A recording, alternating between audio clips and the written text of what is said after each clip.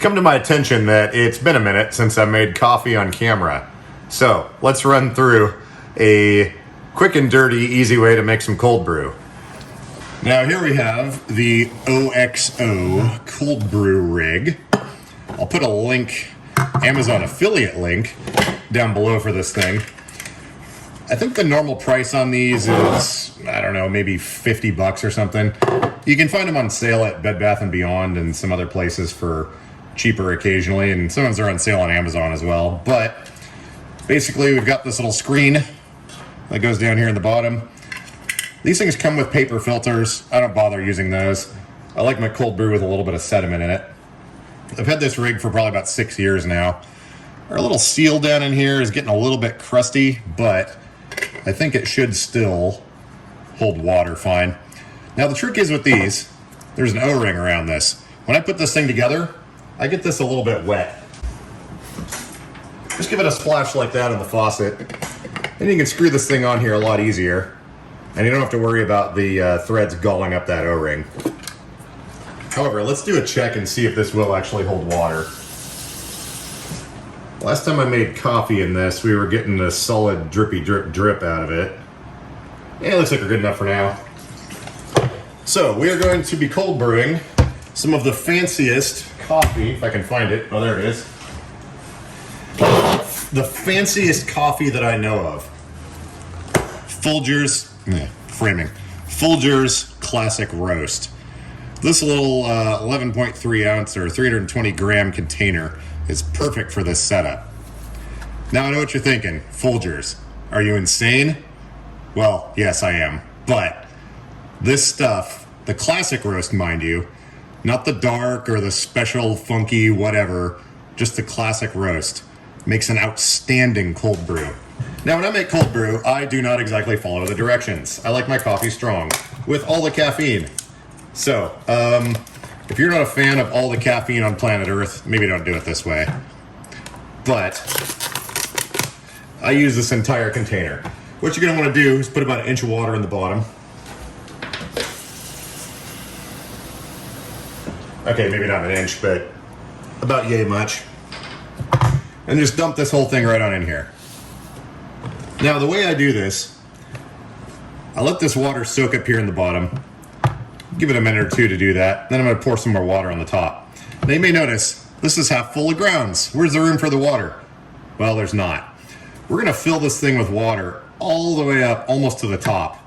So much that this strainer, if you try to put it on there, is going to interfere with the grinds. I usually run this twice. We're going to fill it up, we're going to cold brew, and then we're going to drain the coffee out tomorrow morning.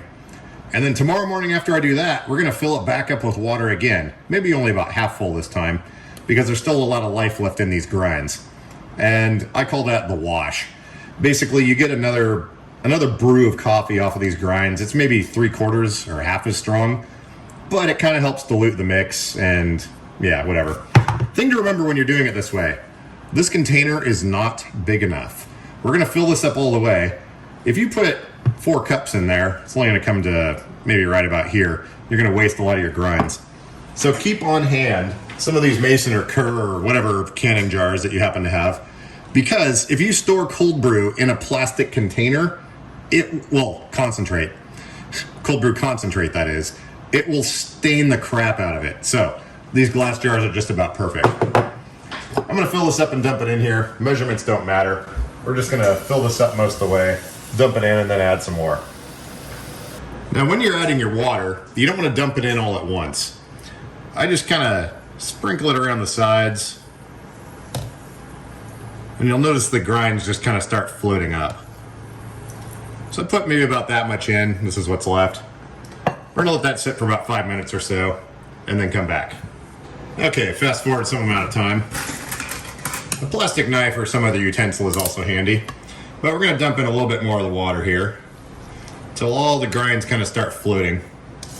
Then we're going to take our knife or whatever implement we have and do a nice folding action here and get all these grounds nice and wet. It's counterintuitive, but if you don't do this, it is entirely possible for the water to not get all of the grinds wet. This can sit here for 12 hours and you'll still have dry pockets in there. The key to extra strong, extra dangerous coffee is to make sure these are all wet. So there we go. Looks about like brownie batter right now. We're gonna add some more water. Now at this point, we're kind of getting to the danger zone. So I recommend grabbing the stand that this goes on and sitting the apparatus on here. Because if you don't do that, the water's gonna be close enough to the top, you're gonna try and lug this up there and it's gonna spill everywhere and not gonna have a good time. Gonna have a bad time. So we'll finish adding some water in here. Let me adjust this camera angle so I can show you exactly how full I'm getting it. Hey, little dude, you got some crap right here. Well, that's my face, sir. Alrighty. We're gonna fill this so it's maybe an inch or 3/4 from the top.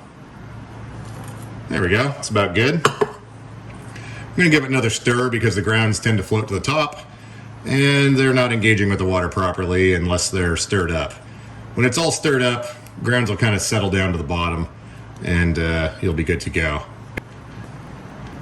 There we go. I think that's good to go. Now you might wonder, what the heck are we gonna do with this thing? This is their little rainmaker, as they call it. You're supposed to put this in there and it's gonna distribute the water evenly over the grinds and all this stuff. We're just gonna put it on here upside down, like some sort of weird hat. Now you gotta be careful with this. Several houses I've lived in, the kitchen cabinets are not the proper height. So if this is under a cabinet and you open it, it's gonna fall into the sink with dirty dishes. So, yeah, make sure you plan ahead. Don't open that cabinet or put it somewhere where there isn't a cabinet. Now we're just gonna kind of scoot this right back here. We're gonna add our little fancy beaker to the bottom because these things usually leak. Miraculously, this one's not leaking yet. And now we're gonna leave it for, well, let's see, what time is it? It's about 6:15 in the afternoon right now. I probably won't get up till 8 or 9 o'clock tomorrow morning, so we're gonna leave it there till then.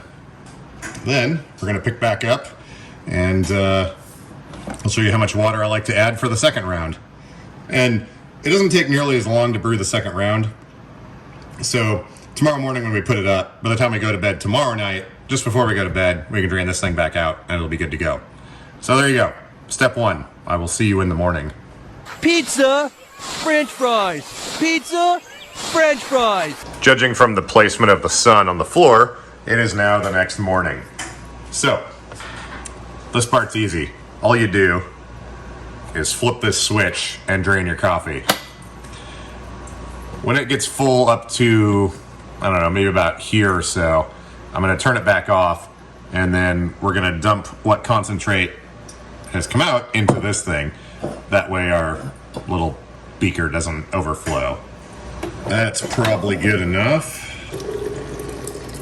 Oakley dokley. It looks like we're finished draining here. This is not all gonna fit in the mason jar, but that's why we have multiples of these things. At this point, you may think we're done. Nope, there is still a lot of life left in these grinds. So I'm gonna put maybe 2.5 cups of water back through there. About that much on your beaker. And just dump her right on in here. And since the grounds are already saturated, there's no reason to stir them up. But we'll just drop the lid back on here. And tonight when I go to bed, or I don't know, in about 10 hours or whatever that is, we'll drain it out and be good to go. So there you go. That's how you make very powerful cold brew. Actually, I think we'll wait till this is done and then I'll shine a light through it just to show you the difference in strength. Okay, fast forward a few hours. This is our second batch here from the grinds. So we're gonna pour that into this jar. And we're gonna try and use a flashlight to determine how much stronger it is than the first go around. Pretty bright flashlight. As you can see, light does not escape its surface. Let's try the second batch. And as you can see, we've got just about the same amount of strength. So, these two are going to get mixed together, and we will have some very potent coffee concentrate out of one jar of Folger's Classic Roast. Aw, yeah.